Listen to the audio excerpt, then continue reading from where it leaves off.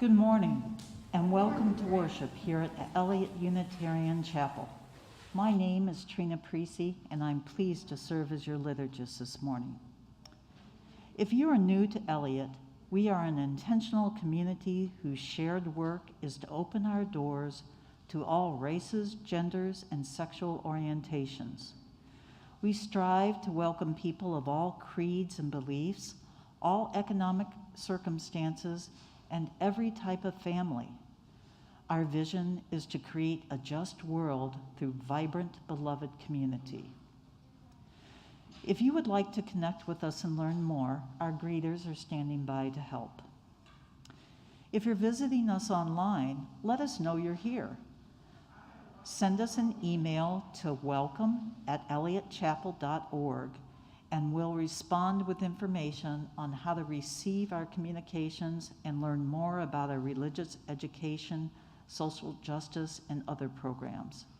We're also happy to answer any questions you have about Eliot Chapel or Unitarian Universalist in general. After the service, everyone's invited to join us this afternoon at 12:30 for our online Zoom coffee hour. For those of you here with us in person this morning, you're welcome to spread out for conversation and connection outside on this gorgeous day or in Adams Hall. And because COVID is still infecting so many, we've updated our protocols for in-person attendance with new masking requirements. As of April 8th, everyone over 2 years of age who attends worship in person is required to wear an N95, a KN95, or a surgical mask. If you don't have a mask like any of these types, they're available probably in the sanctuary and over here by the entrance to Adams Hall. Vaccinations are required for all who are eligible, and if you're eligible for boosters, we ask that you please get those also. Please be mindful of social distancing and spread yourselves out in the sanctuary. You all have done a good job of that this morning. Don't forget about the balcony. If you have access to home COVID tests, please test before you come to the church. And as always, if you're feeling unwell in any way, please stay home and join us online. Let's all do our best to keep each other safe. Our opening words this morning are by Crystal Hogan, a member of the Neshoba UU Church in Cordova, Tennessee, and a contributing writer to the UUA. Her piece is called Sacred Ground. In the presence of this fire, we hear the voice of our God, our goddess, of our holy. You are on sacred ground. In the presence of the flame, in me, in you, in us, moving, resting, gathering, we are on sacred ground. In the presence of this fire, we are compelled to take up a torch, to carry a flame, to seek a sacred ground. And in the presence of this spark, we are committed to light the fire of passion, of life, of holy work, to journey towards truth on sacred ground. Please rise in body and spirit and join in singing hymn 113 in the gray hymnal, Where is Our Holy Church? The words are also on the back of your order of service.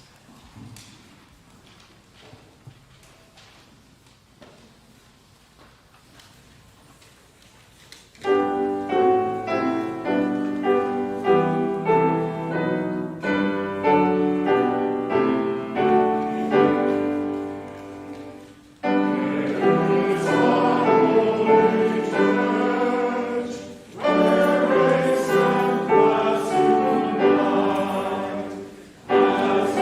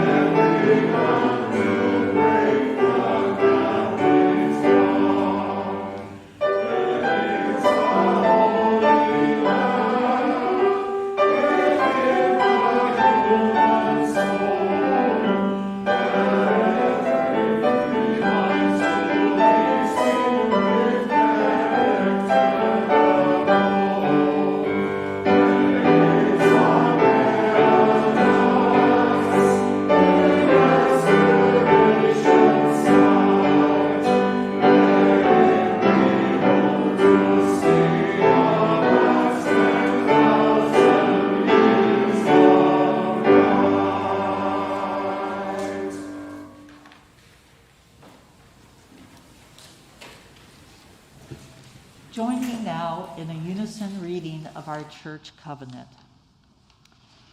As a free congregation, we promise to one another our mutual trust and support. To create beloved community, we promise to be kinder to each other than we have to be, to listen fully to each other with an open mind and heart, to speak responsibly and respectfully, to find ways to improve our church for all members and friends.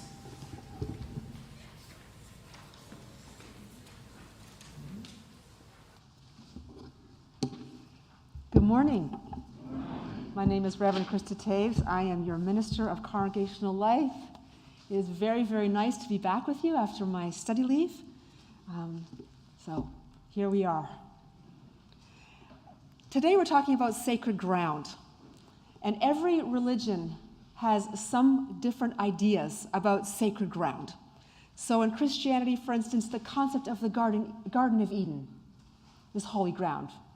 The Jerusalem is holy ground. It's also holy ground for Jewish people and Muslim people. There's lots of different ways of looking at holy ground. For indigenous people, all of North America, indigenous North American people, they call it Turtle Island. It is all sacred ground. So today I'm going to talk about one of the sacred grounds of Islam. Like many religions, Islam has sacred places that people go to connect to their faith. And the most special place in Islam is Mecca, which is in Saudi Arabia, which is said to be the birthplace of the Prophet Muhammad. And at the center is the Kaaba, a cube-shaped stone structure. It's huge. And in the Kaaba wall is the black stone of Mecca, said to be as old as time. Now today we know that the stone is likely a meteorite, a piece of star that entered the earth and landed in Mecca. Muslims believe that Muhammad placed that stone in the Kaaba wall 5 years before the revelations from God came to him, the revelations that he wrote in the Quran, which is the Muslim holy book. Once Muhammad had been recognized as a prophet, Muslims began traveling in pilgrimage to Mecca to circle around the black stone and the Kaaba, which holds it. Now, if you've seen pictures of Mecca, if you've seen pictures of the Kaaba, you will know that everyone circles around in the same direction. It's like this large sphere, this circle of movement, and you move around and around, going through the crowd in circles until you get to the center.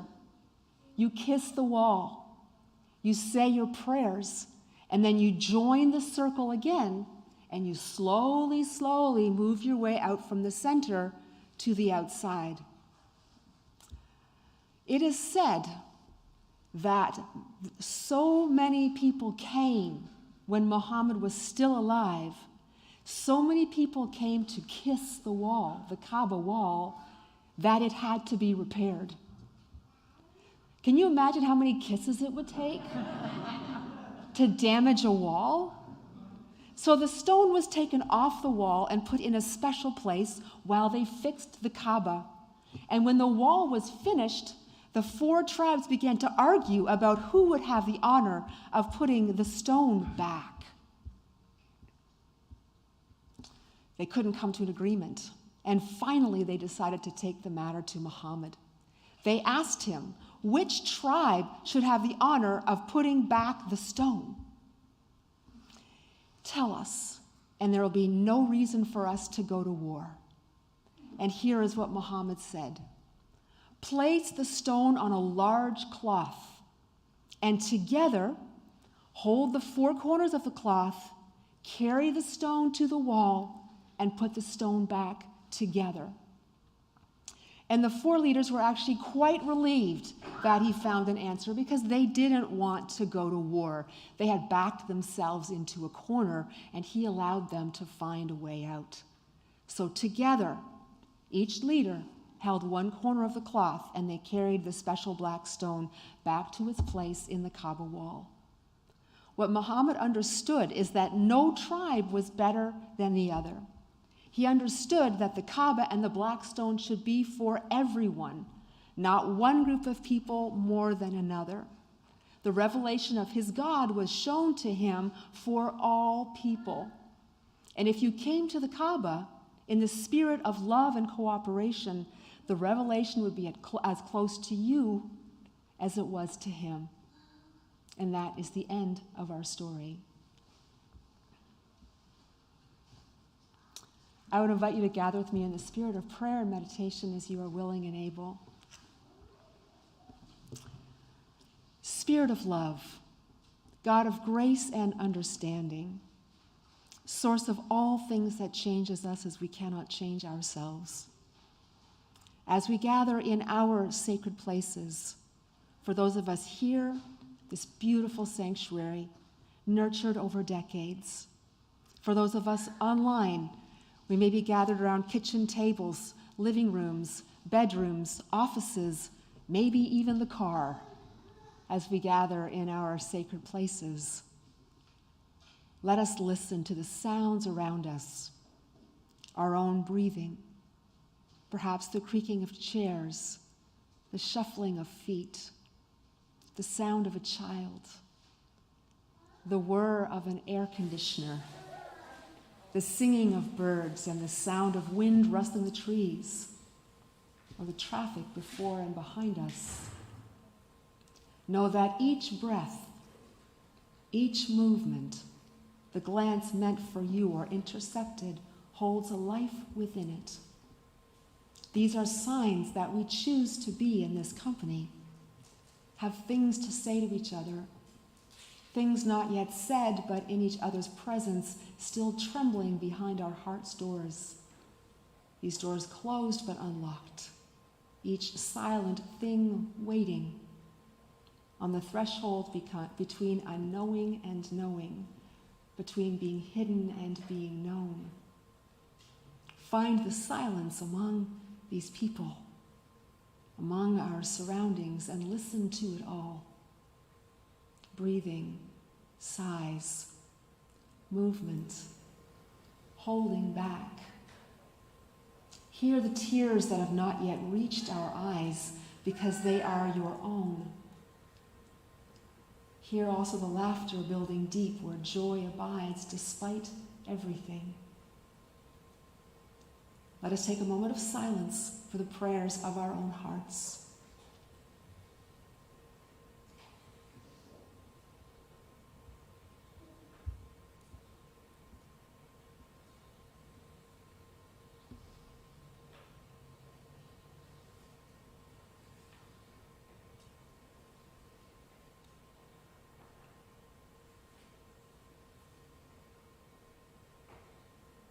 Let us speak the names of those we would hold in prayer.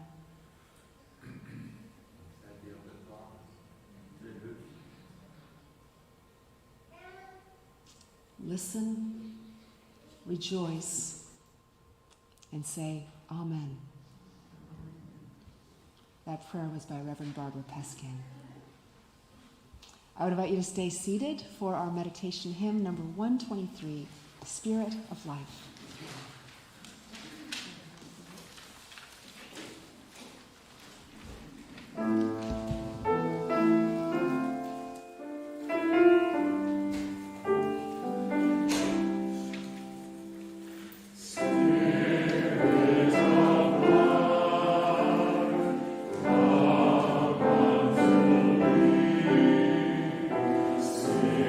Oh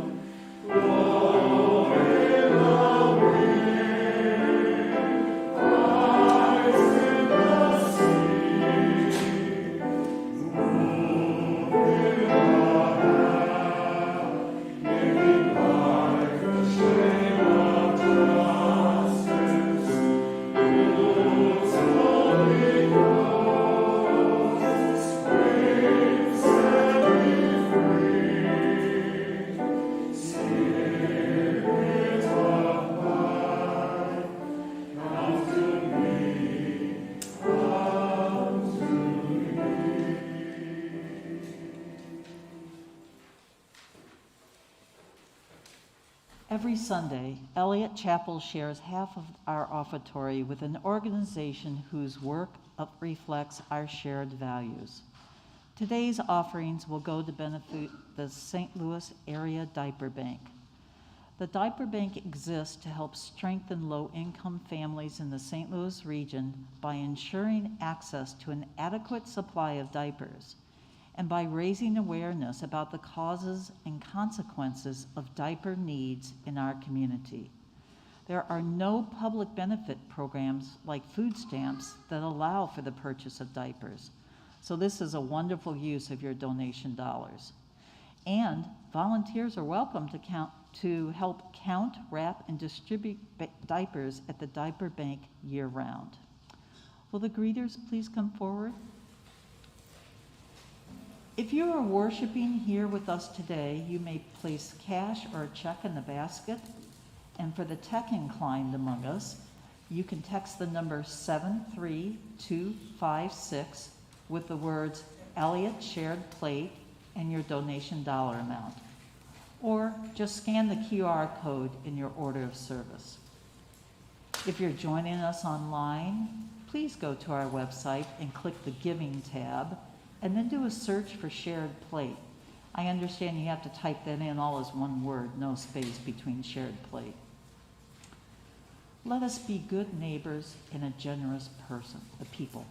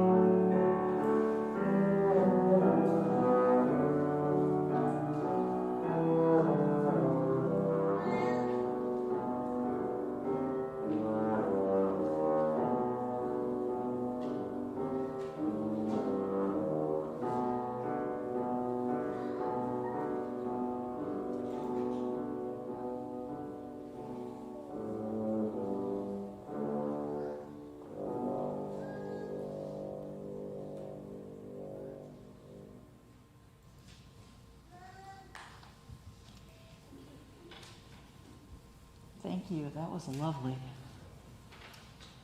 Please join me in our dedication of these gifts. To the work of the church, which is weaving a tapestry of love and justice, we dedicate these, our offerings.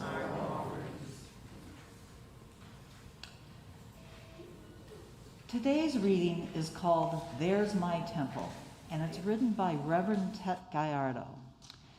Tet was ordained by the UU Church of the Philippines in 2016-17, and in the same year, she was also chosen as the Star King School of Ministries Balaj Scholar. That's a pretty big deal.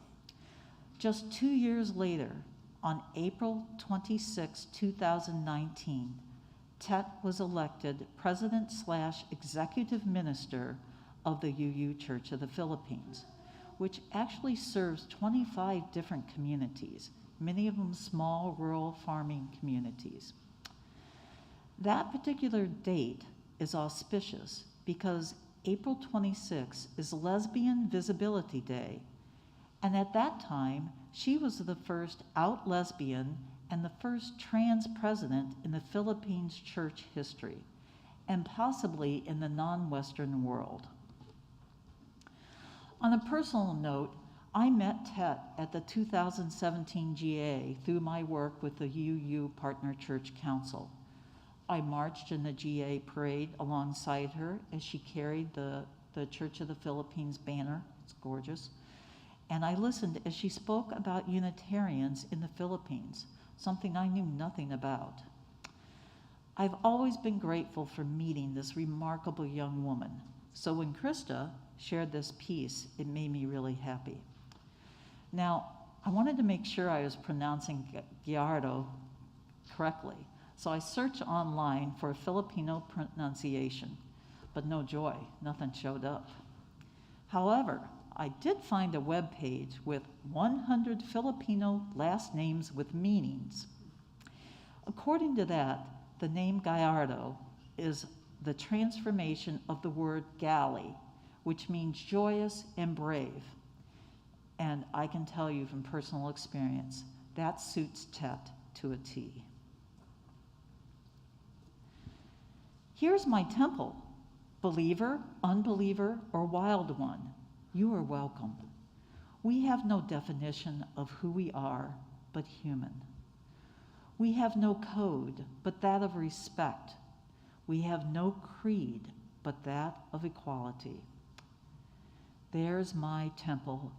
Identity seeker, sinner, stateless or not, you are welcome. We have no constraints on expression, but space.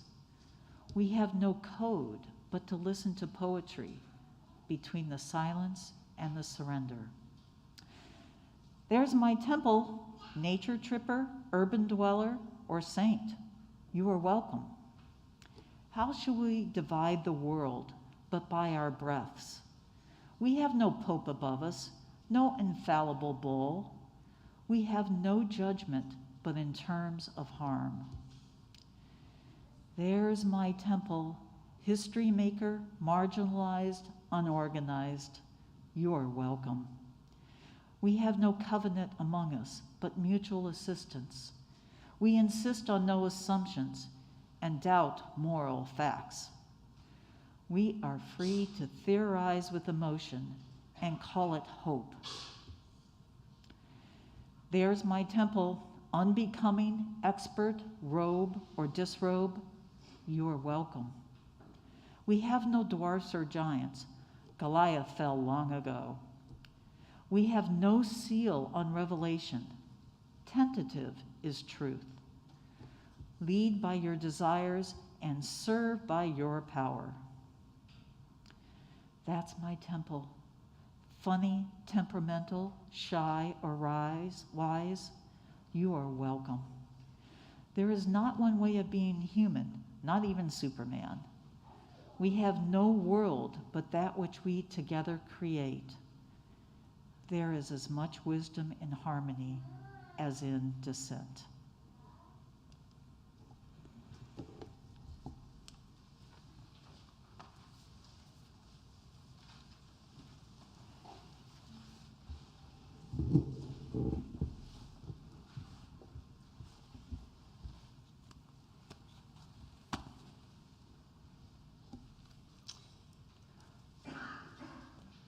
I've been thinking a lot about the pilgrimage to Mecca and that black stone, a meteorite that has become a sacred place, and the Kaaba wall that's been kissed so much that it was damaged. And we say that love can move mountains as a metaphor, but maybe, love really can move mountains. And I've been thinking, what would it look like with so much sacred ground that we feel we're losing now, right? We've lost Roe versus Wade. In Unitarian Universalism, our bodies are sacred ground. Autonomy over our bodies is sacred ground. So when this right has been taken away from us, sacred ground has been violated. I'm thinking about the ruling this week regarding the Environmental Protection Agency that limits the powers of the EPA to set restrictions on emissions. Again, we are seeing a violation of sacred ground. For many of us, the EPA was just one way, there's many ways, but one way of protecting the earth and possibly restoring the earth, so to have controls and restrictions placed on what it can do. And at this time, you've been out there baking in the heat, right? We've been out there baking. We know the world is getting hotter and hotter and hotter, and then to have this one more blow to sacred ground. Not to mention the shooting. Then there's another shooting, right? How many shootings have there been? Now there's been a shooting at a July the 4th celebration in the Chicago suburbs. These are public streets, also sacred ground, a place for families to come, to celebrate our country, to enjoy each other's company, to watch floats, to smile, to get goodies thrown at them. All this beautiful stuff violated, again, because our country will not protect us from these weapons. Sacred ground is being violated. And sometimes I just wish, would there be like a Muhammad, someone that could go, all right, come on, this is crazy. Everybody take the corner of the cloth, right? Take the corner of the cloth, put that stone on it, and let's place that stone back into the Kaaba wall, which has been repaired because of all the love showered upon it by our kisses. So just as in Muhammad's time, these questions about what is sacred ground can mean the difference between life and death, war and peace. And we're waiting and weeping at the latest violation of our bodies in our communities. I wish we could figure it out, what it would take to hold those four corners of that cloth. And today we're going to explore what it means to reclaim sacred ground, especially when the loss leads to trauma, and we wonder what we can do and how we can go on. Now, in my sermon today, I'm not going to talk about how we restore Roe versus Wade, how we get guns off the streets, how we, restore the EPA to its former power. I'm talking about how we ground ourselves spiritually in sacred ground so we can strengthen ourselves for what it looks like to move forward from here, to move forward in a time where we also know things could very well get worse. We need to be strong, we need to be centered, we need to claim and be claimed by sacred ground. When I was a young girl, almost all my elder relatives were refugees who fled from the Soviet Union. And some of them didn't want to talk about what they went through, but others, like my grandmother, bless her heart, could talk about nothing else.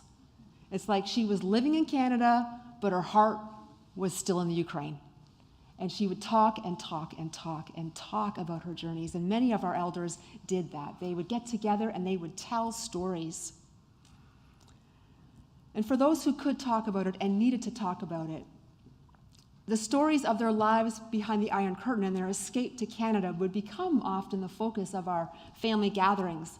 And as children, we learned that if we sat quietly around the edges of adult space, the stories would happen.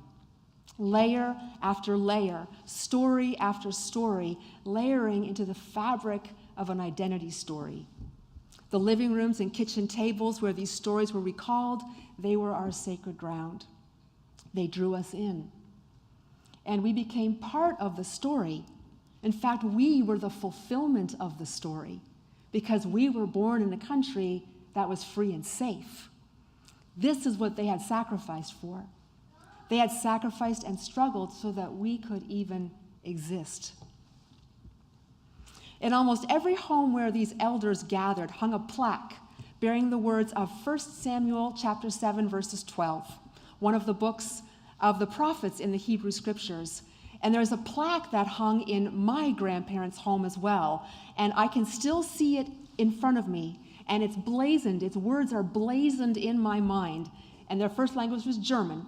So it read, Bis hierher hat euch Gott geholfen und treu geführt an seiner Hand. Leite euch nach seiner Gnade ins wahre, schöne Heimatland.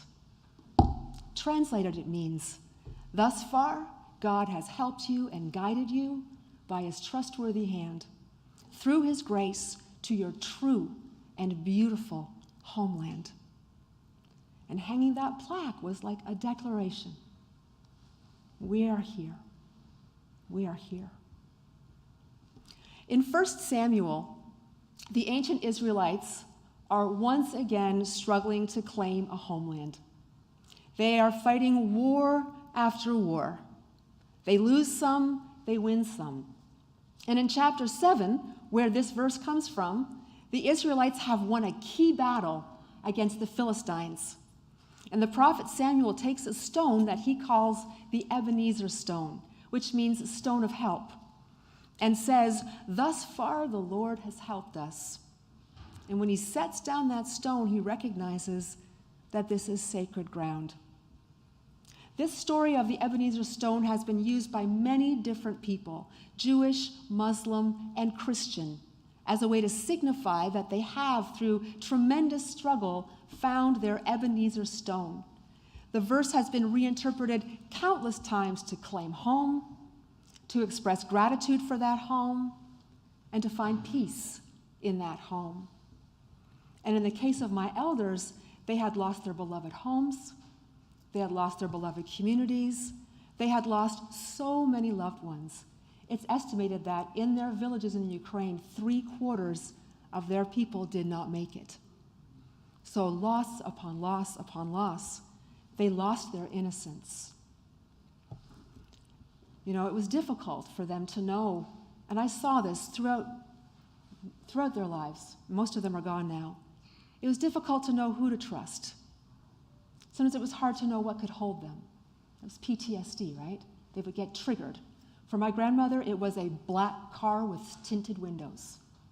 If she saw a black car with tinted windows, she was terrified that they were going to be arrested. It was the KGB, right? So she could never take that sight. She would run home and go and stare at that verse to let herself know, to bring herself back into sacred ground. So hanging that verse in their homes was a way of saying, we went through hell and we made it.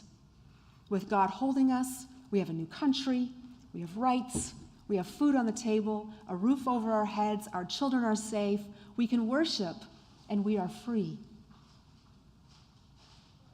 So my question for you, most of us haven't been in this kind of situation, but we have our own struggles. We all have our own struggles, which are no less important.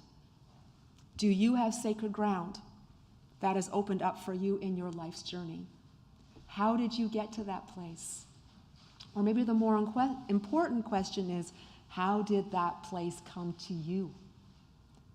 Sometimes, there's a whole idea of claiming sacred space. Kind of makes us the center of the universe. Kind of lifts us up really high. I like to think about it, how have we been claimed by sacred ground? This is what really stands out for me in my memories of that time, of my elders, is that in all the storytelling that I heard, not one of them ever set themselves up as heroes.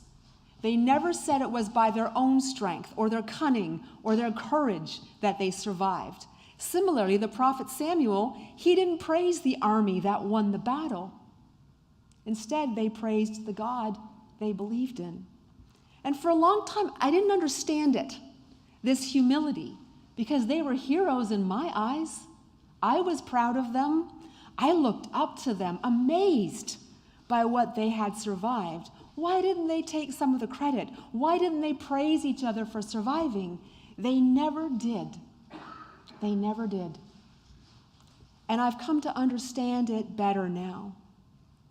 During times of war and political turmoil, it doesn't make sense why some people survive and some make it.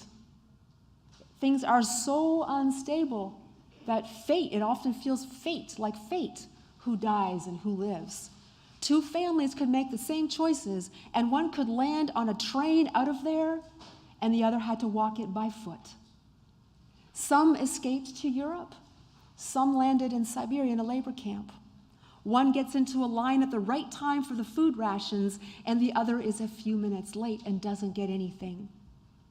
When Germany falls in 1945, if we remember our history lessons from way back when we were kids, Germany was deluged with deported persons from the East fleeing the Soviet Union. Millions and millions of people. And so when Germany fell in 1945, some were in the American zone, some ended up in the British zone, others ended up in the Soviet zone. So who made it out and who gets sent back was often as simple as who was where when the Allied forces took over the streets. If you've ever served in active combat, you also know the randomness of who comes home and who doesn't. To claim that survival came by your own hand would mean that those who didn't survive weren't smart enough, or fast enough, or strong enough, or worthy enough. I've talked to several veterans who said they just can't stand being thanked for their service. Thank me for what? I left people behind there. I'm scarred. Thank me for what? Why am I the one who's alive?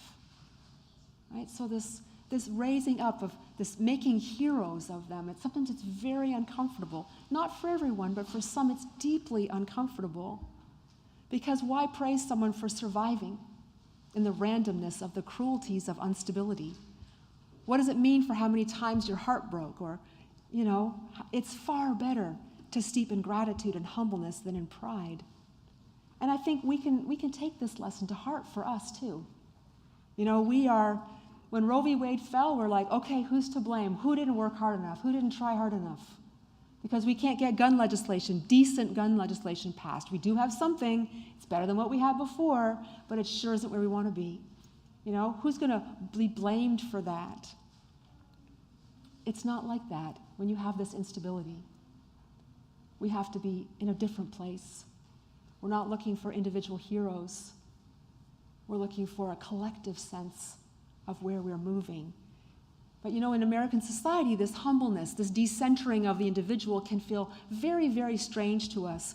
We are the most individualistic country in the world. We have a culture of heroes, right? We have sports heroes, entertainment heroes, political heroes, civic heroes, heroes who run marathons, who climb mountains, and rescue kitties out of a gutter. Right? We praise individual accomplishments in this country. Everyone gets a ribbon, right? Everyone gets an award. But I wonder, when you look at the bigger picture of things, if this fierce devotion to individual accomplishments is part of why we are losing some of our sacred ground. We're looking for a hero to get us out of this, or the perfect legislation, or the best court case, or the right politician, or a civic leader. But that's not how it's going to happen. Even if one appeared, even if what seems to be the perfect hero appeared, they could and quickly would fall from the pedestals we create for them. Because our strength cannot lie in one place. Our strength has to lie in a broader base, in a collective sense of true interconnectedness. So for my elders, their sacred grounds were wherever they gathered. Around the bed in a refugee tent. When they got here, it became their kitchens, tables laden with food. They were never going to starve again. Oh my God, the food my grandma made. You never finished a plate because she would always put more food on it. and there's always more. So she'd send everybody home with great big huge plates of leftover food. There had to be more than enough. And their kitchens became sacred ground. And their living rooms, meant to accommodate many people because everyone was a relative. Their churches, their cemeteries. And these were not attained because they were heroes. Their sacred grounds weren't accomplishments. They were blessings. And the response to a blessing is gratitude. Where are our sacred grounds? What places connect us to our identity, our roots, our core values, those things that are of supreme worth and value to us? And how did the blessing of this sacred ground come to us and those we treasure? I would invite you, as you're willing and able, to name some of the sacred grounds that have blessed your life. Let's take some time.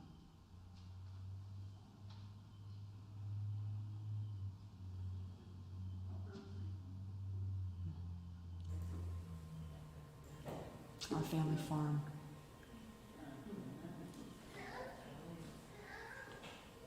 We need our sacred grounds, right? As you name them, as you think of them, what happens in your heart? What happens in your spirit? Right? Everything is kind of soft inside. Feel connected, maybe more connected to the earth beneath your feet, people who are sitting around you, heavens above. We need our sacred grounds more than ever. And unfortunately, I can't promise you that our sacred grounds will always be safe. Will never be violated. I can't promise that. You can't promise that. No one can promise that. For those who have been more sheltered and privileged, we are getting a taste of how precarious life is.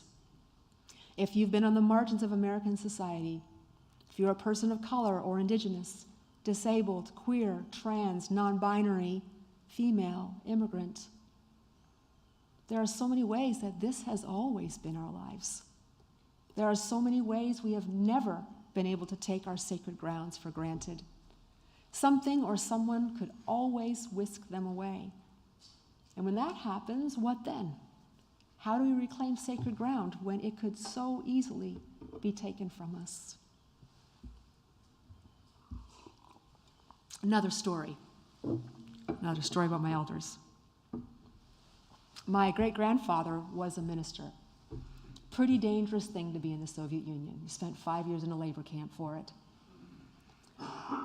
And when Ukraine was under the thumb of the Soviet Union, all churches were closed. It was illegal to worship. What that meant was that for years, no one was baptized. In the Mennonite tradition, it's a Christian tradition, you are baptized as adults of your own free will upon confession of faith, just like Baptists. Thousands of people, thousands went unbaptized for more than a decade. But as soon as they were free, what did they do? The baptisms began. Thousands and thousands and thousands of baptisms. When they landed in refugee camps, a handful of ministers who had kept underground through the Soviet time showed up, and they traveled from camp to camp, baptizing groups of 100 or more in a service. Their sacred ground couldn't be a physical place because you couldn't count on that. It couldn't be centered on a person because anyone could be lost for whatever reason. But when they were gathered, when they sang, when they folded their hands in prayer, they got back their sacred grounds. It didn't mean they were going to get their papers together out of there and come to North America, but it kept them on sacred ground. It kept them with their people. It kept them focused and hopeful. And the hands that sprinkled the baptismal water and the heads that received it, that became an Ebenezer Stone. Now, we don't usually do baptisms in Unitarian Universalism, but we do have our Ebenezer Stones, don't we? For Unitarian Universalists, it's actually pretty simple. All it takes to signify that we are on sacred ground is a candle on a plate. Right? You can make a chalice anywhere. And if you can't get a candle, well, you make it a stone. And if you can't get a stone, get some water. Right? If you want to create some physical symbol of centering. the light of a flame, the solidity of rock, the new life of water. These help us center so that we can once again find sacred ground. Or even better, sacred ground can find us. If you meditate, that's sacred ground. Here at Eliot, we have small groups where you can be known and are known sometimes more than anywhere else in your life. Sacred ground, because of the stories told around that circle and the trust with which those stories are received. Teams like our social justice team, which is strategizing for how do we regroup after what we have lost through injustices like voter suppression and the end of Roe versus Wade and gun violence. When our volunteers come together, wherever and however you serve, this is sacred ground. You are being claimed by sacred ground. Our worship services, whether it's here in the chapel or at Bergfried or on a YouTube channel, sacred ground. When we gather in each other's homes, it's sacred ground. And it doesn't matter if you're gathered around a kitchen table, staring at a Zoom screen, or sitting in this sanctuary. Whenever we gather, sacred ground opens up. And this is where we build each other up, anchor each other in a love that can move mountains so that we can keep going amidst the losses and the struggles. And we know there are likely more to come. Now, I'm by no means saying that lighting a candle is going to restore what we've seen slip away. Going to Bergfried isn't going to bring back Roe versus Wade or usher in common sense gun control. But whatever we can do to be reclaimed by sacred ground, for heaven's sakes, let's do it. Because we need to gather our strength and focus our intentions for the times that we are in. You know, this is the thing about sacred ground.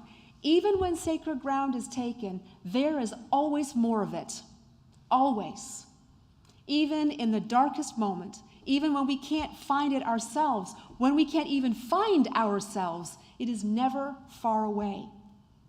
And when we are on sacred ground, the love that is created, it does have the strength to move mountains.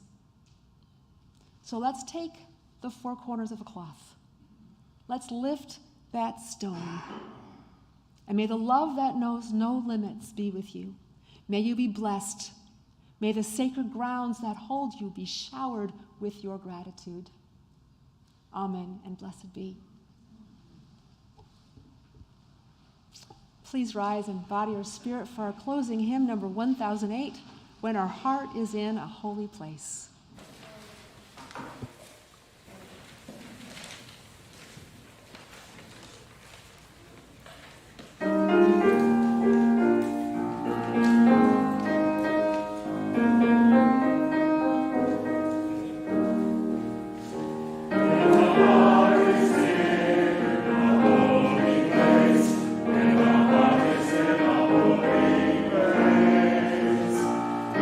Blessed with love.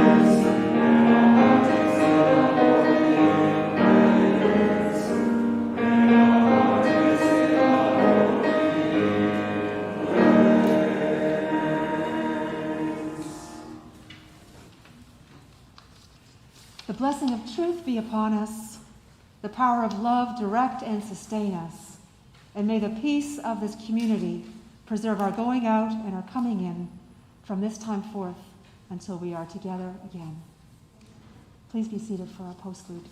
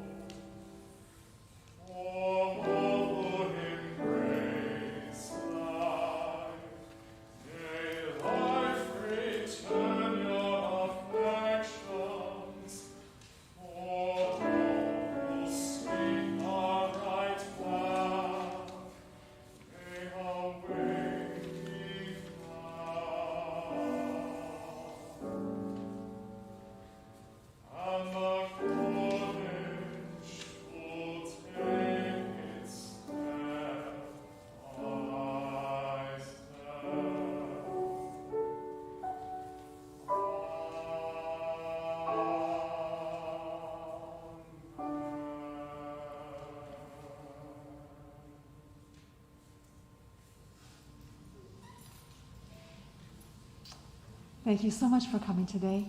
Blessings on all of you. Go in peace.